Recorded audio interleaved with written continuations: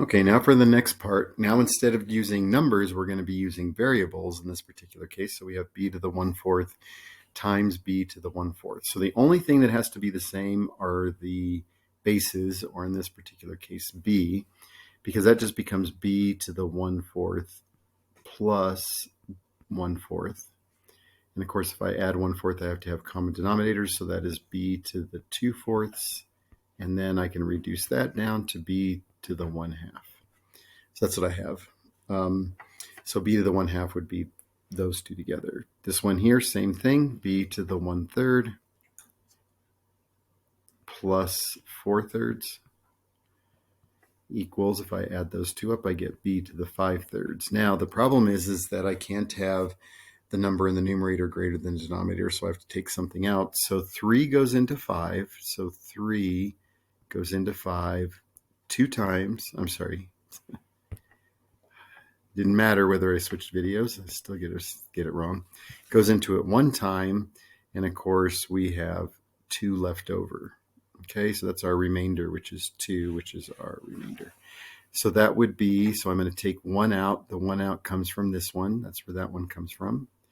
And then I have 2 left over, so that would be b to the 2/3. So this 2 and this 2 actually are the same there. Okay, let's look at the next one. So b to the 1/5. So again, b to the 1/5, they both have the same base, so I can add them together. The difference is now is they do not have the same denominator. So I'm just going to work with 1/5 plus 3/4 right now. And of course, my common denominator is 20. So to get 20, I have to multiply 5 times 4. So that means I'm going to multiply this numerator, the 1, times 4. And here, the 4 goes into 20 5 times. And so 5 times 3 is 15. So if I add those two up, I get 19 over 20, and that would be my final answer. Okay, I'm going to do a couple more because this is just different types of numbers, meaning that, they're not common denominators. So this one would be the same thing. So notice I'm going to be adding 2/3 plus 1/2, which I have to multiply this one by 2. And I have to multiply this one, top and bottom, by 3. So I get 4 over 6 plus 3 over 6, which equals 7 over 6. So my answer so far is b to the 7/6 power. But since 6 goes into 7 one time, I take a b out, and I'm left with 1. So I have b to the 1/6. So this would be my final answer after I'm done.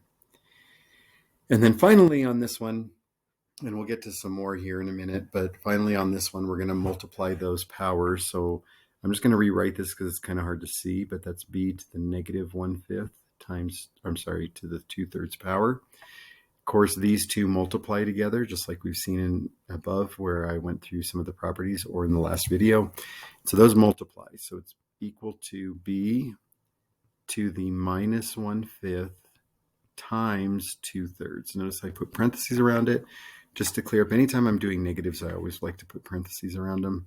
So negative 1/5, so that would be b to the negative 2 over 15. Since we cannot have negative powers, remember that when we have negative powers,